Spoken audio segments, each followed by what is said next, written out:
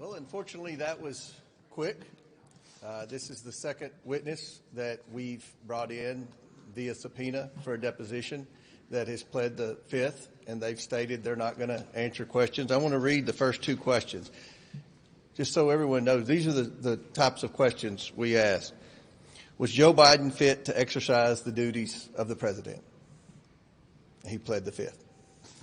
Second question, did any unelected official or family member execute the duties of the presidency? Now, this is Joe Biden's chief of staff. Did any unelected officials or family members ever execute the duties of the presidency? Simple question. He knew he was going to be asked that. Everybody in America wants to know that. He pled the fifth. So we're going to continue our investigation. I think that the American people are concerned. They're concerned that there were people making decisions in the White House that were not only unelected, but no one to this day knows who they were. We believe there was illegal use of the auto pen. We're going to continue to bring these people in, give them an opportunity to answer questions. So Congressman Donalds was in the deposition. I'll let him say what he wants to say. First of all, Chairman, thank you for your leadership on this issue. First things first, that's just crazy. You can't answer a simple question about the former president's ability to discharge his duties, and you worked in the White House as chief of staff to the First Lady, and you come in here and you plead the fifth. He can say whatever he wants in his testimony, which, by the way, his attorney read. He wouldn't even read his own statement. His attorney read his statement for him. So you came in there and said that him pleading the fifth is not an admission of guilt or anything about what was going on in the Biden White House, or was to give any inkling to the fact that Joe Biden was lacking in capability. The fact that he couldn't make any statement, the fact that the White House doctor couldn't make any statement, and they both pled the fifth, which is their constitutional right to do, and we respect the Constitution like every American does, but the fact that they are now hiding behind the Constitution so that they don't have to tell the truth to the American people about Joe Biden's capabilities and mental faculties while he was president of the United States is not just shocking, it's stunning, and it demonstrates the level of corruption that was going on in that administration. The chairman is being nice. I don't have to be. This is corruption at the highest level. Because if you cannot answer a simple question about Joe Biden's capabilities, then that further demonstrates that he was not in charge of his administration.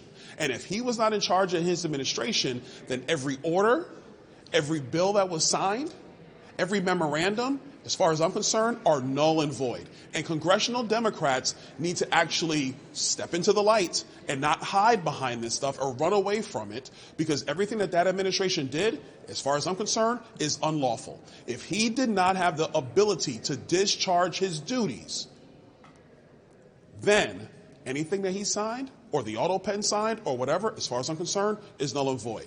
And where was Kamala Harris? I'm not going to speak for the chairman. I'm going to speak for myself. As far as I'm concerned, every member of the Biden administration at this point needs to be subpoenaed.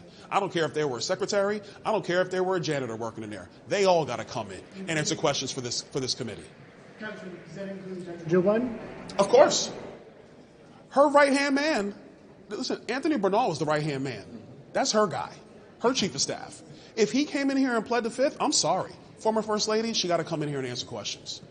This is not that is the president's wife. I have a wife. James has a wife. Obviously, with family members, you want to do everything you can to protect your family. But if you can't answer a basic question to the mental capabilities of President Biden, then as far as I'm concerned, you now have to answer to the American people. Should the former president or vice president be subpoenaed? I think Kamala Harris needs to come in and tell us what she knew and when she knew it. She ran for president, so she should be able to tell us what was going on. Mr. Chairman, do you agree that former Vice President Kamala Harris and the former First Lady should both be subpoenaed? Well, I think they should have already issued statements. They should have already done public relations campaign to sit down and answer questions. They should go on Fox. They should go on CNN and answer questions, because I think, with the exception of one or two networks that may or may not be here, I think most reporters would ask them exactly what Byron said.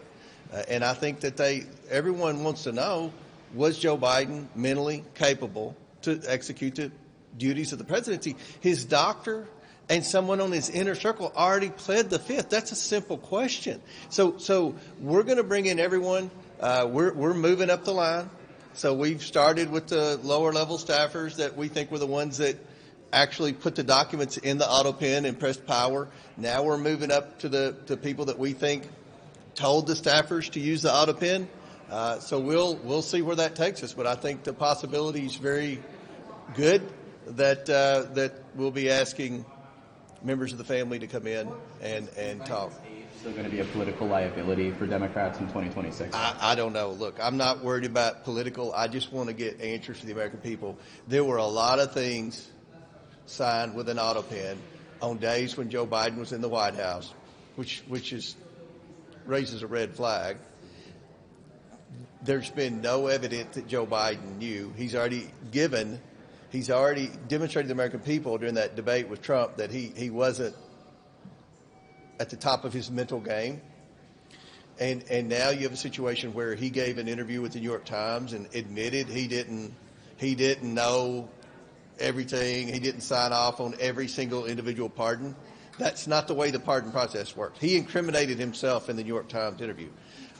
These staffers have an opportunity to answer simple questions. Were you told to lie about Joe Biden's health? That's not something you need executive privilege. You know, they plead the fifth to avoid self-incrimination. That's correct. My God. That is correct. That's bad. So, Chairman, so in that New York Times article, if I can just pick up on that, the former president said he orally approved all the decisions, particularly late in the term. Your reaction to that?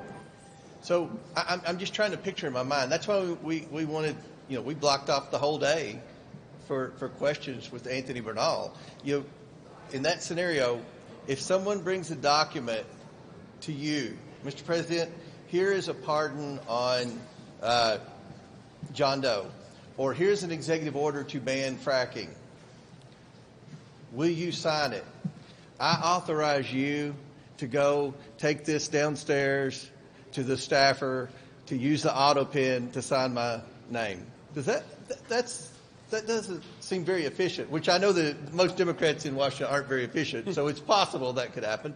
But we're trying to understand the process here, and they won't answer simple questions. So we'll see. Have there been any discussions about calling the former president or former first lady to come in?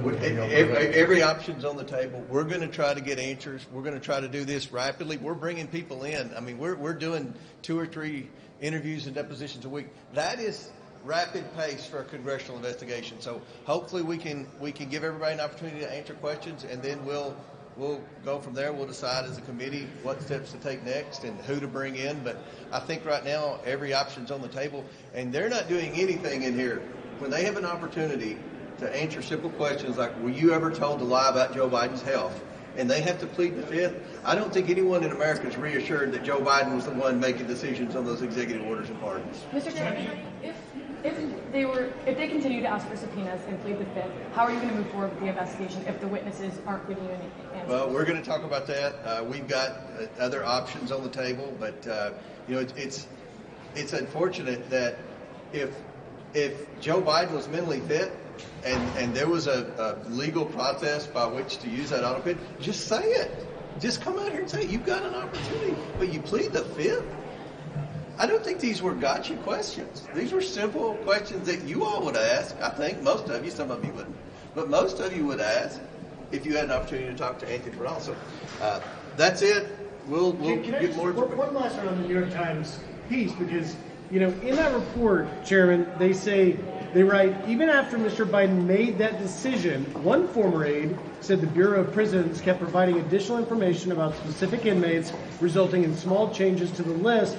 Rather than ask Mr. Biden to keep signing revised versions, his staff waited and then ran the final version through an auto pen, which they saw as a routine procedure, the aide said. Do you see that as incriminating or proof that's not the way the pardon process is supposed to work? And I don't think that would hold up in any court of law. At the end of the day, you're going to see a lot of these executive orders and pardons end up in a court of law, because this whole process stinks to high heaven. It's not the way it's supposed to work. Joe Biden's already incriminated himself in that interview.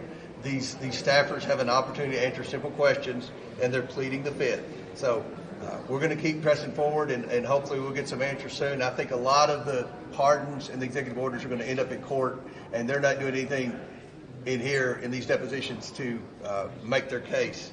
So thank you all. Any laws you believe might be invalid because of the auto pen? I think so.